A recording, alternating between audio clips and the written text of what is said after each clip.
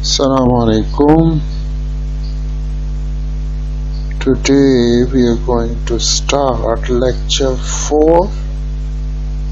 I don't know, it is lecture 4 or 5. In the previous classes we discussed about the definition of financial management, and we discussed that there are three main decisions in financial management. One was investment decision, then there was the second decision, that was financing decision, and the third thing was asset management decision.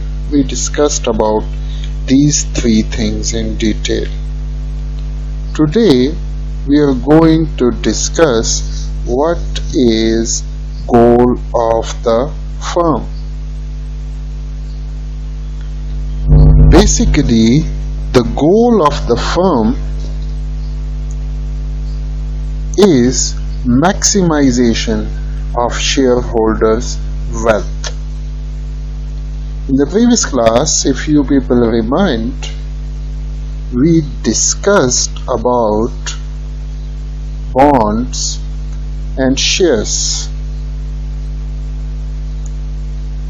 That what is bond and what is share. This is, suppose, a corporation. I am writing shortly. C-O-R. Now this corporation issued shares. Suppose number of shares, these are 100,000 shares. Just taking an example. So these are number of shares, and the price of one share in the market, suppose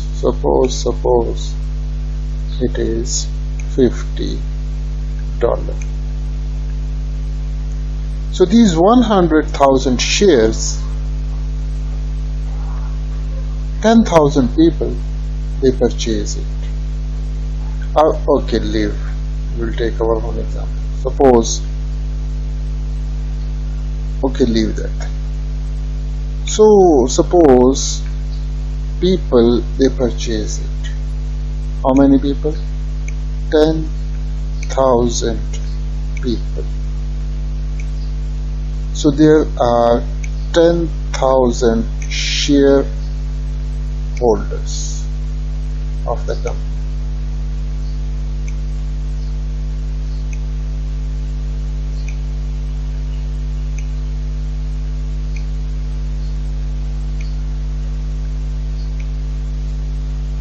Now keep in mind one thing.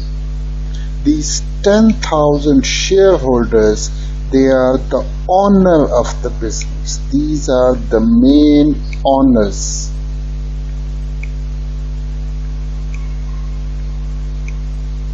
Owner, Malik. These are the owners of the business, the main owners of the business. But they are not interfering in the affairs of the business. Affairs, they are not concerned about the affairs. A-F-F-A-I-R-S. So who will handle the affairs of the business? Board of directors. These people, these shareholders, they will elect.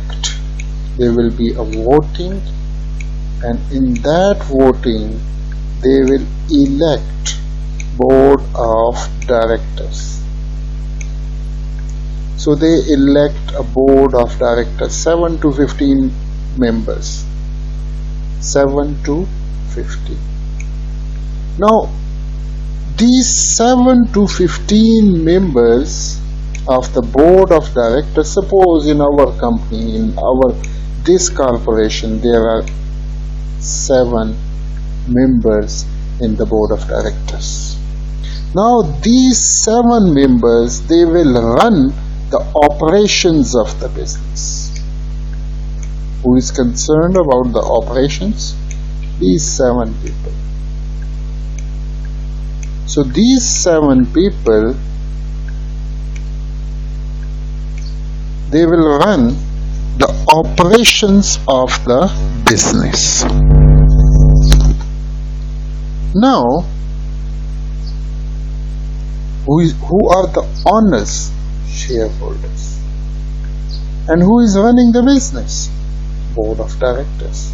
So this board of directors,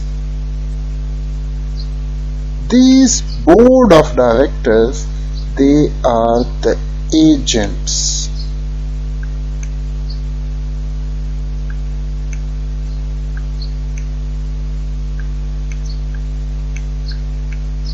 Of these shareholders. You know about agent. Agent is a person who is working for another person for some commission.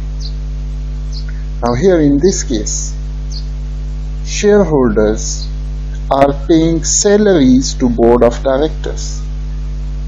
So board of directors are agents of the shareholders. So who is running the business? Board of directors.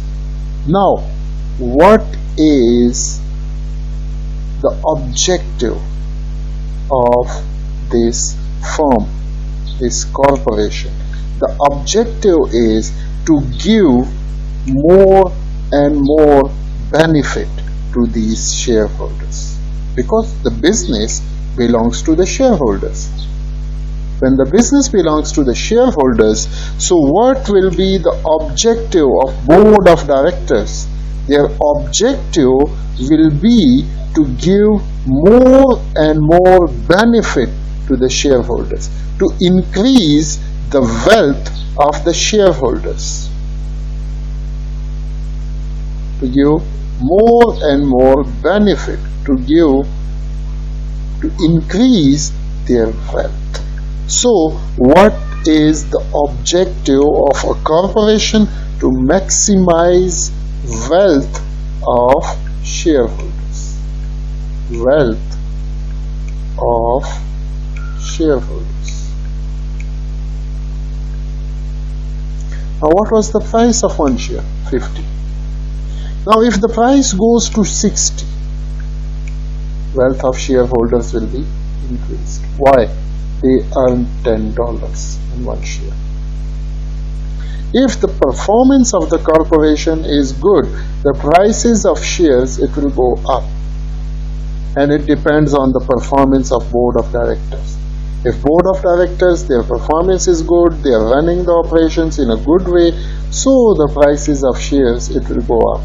But if not, the prices of shares will go down. So here, what is the goal of the firm? So maximization of shareholders' wealth, to maximize the wealth of the shareholders. And how this thing will occur? Value creation occurs when we maximize the share price for current shareholder. As we discussed, that if the price of the shares will increase, there will be value creation. Means there will be a profit, there will be maximization of $10 wealth for one shareholder. The price of one share was 50. Now it is how much? Now it is 60. So $10, that is the profit of the shareholder. So their wealth will be maximized. There will be a value creation in this case. Now, the modern corporation. In modern corporation, this is a modern corporation. These are the shareholders and there is management. There exists a separation between owners and managers. Look at this. I told you, this is corporation. These are shareholders, 10,000 shareholders, but they are not interfering in the affairs of the business. Who is running the operations? Board of directors. Business belongs to shareholders, but who is running the business? Board of directors. This board of directors, these are basically the management. This is basically the management. So there is a separation between the management and the shareholders. So now look at this. In modern corporation, shareholders and management, there is a separation. Business belongs to these people, but who is running the business? Management. So there is a separation. Think about sole proprietorship and partnership. In sole business, Mr. A is the owner and Mr. A is the manager because he is running the business. So management is in the hand of Mr. A. So there is no separation. A is the owner, A is the manager. In partnership, A, B, and C, these are partners in the business. These are shareholders in the business. But they are also the managers. Why? Who will run the business? So they are running the business combined. So they are also the managers. They are owners and they are the managers. Same is the case in sole business. A is owner, A is manager. But in joint stock company, in corporation, there are thousands of shareholders. There is no one owner. There are thousands of shareholders.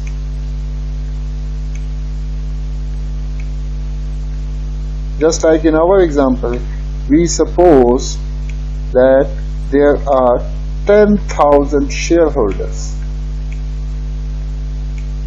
How many? 10,000 shareholders. Now 10,000 shareholders, they can't participate in the affairs of the business. So what are they doing? They are electing a board of directors. Now this board of directors, they are running the operations of the business. So shareholder means the owners, these are these people, but they are not running the business. There is a separation in the owners and the board of directors and the management. Shareholders are just investing money. Who is running the business? Board of directors. They are running the business and they will handle the whole business. But in sole proprietorship, A is the owner, A is the manager. So both, he is doing each and everything. In partnership A, B, C, they are partners and they are also the managers. But in joint stock company, these are the owners, the shareholders, 10,000 shareholders. And this is what? This is the management. But they are not managing the business. Business affairs are not in the hands of shareholders. They are just sitting aside. Who will run the operations? Board of directors. So that's why he's telling you that there exists a separation between owners and managers. Owners are just giving money, they are investing, they are purchasing shares, and management, it is in the hand of board of directors. Role of management. So management acts as an agent for the owners or shareholders of a firm. Just like, if you people remind, we discussed it here. Sorry, I removed the slide. That this board of directors, they are agents.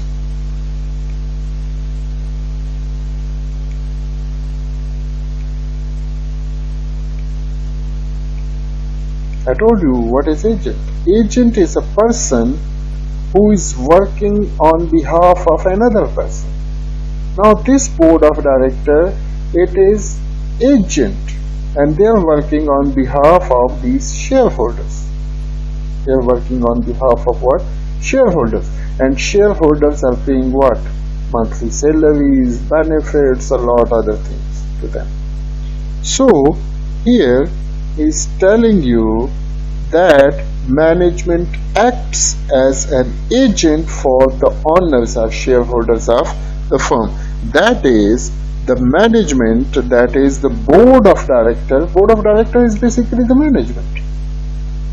That is, the management is working as an agent for these shareholders.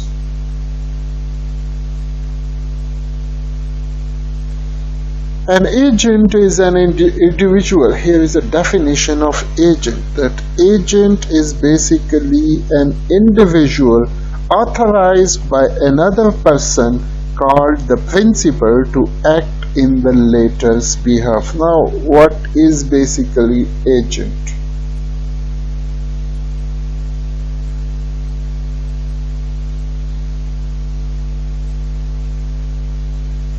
Now, suppose I have a business here in Kabul.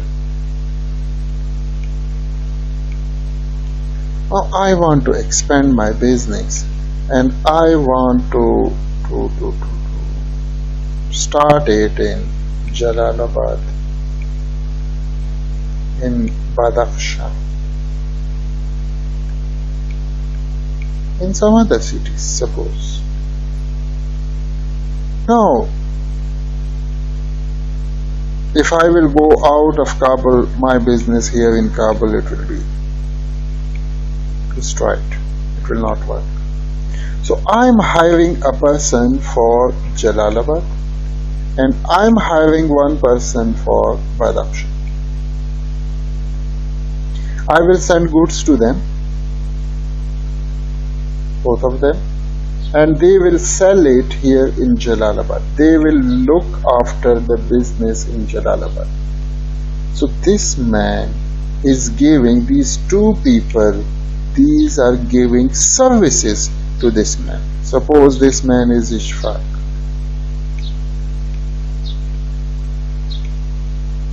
This man is, suppose Ahmad.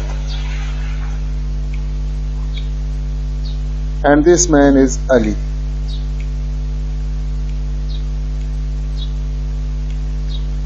Now, Ishfaq will pay. Now see, listen. Ahmad and Ali, they are working on behalf of Ishfaq. Where? In Jalalabad. So this Ahmad, this is an agent, the person who is working on behalf of some other person. We call it as an agent. So Ahmad is working on behalf of Ishfaq. So Ahmad is an agent. And Ishfaq, this is basically principal. We call it what? We call it principal. That is basically the owner.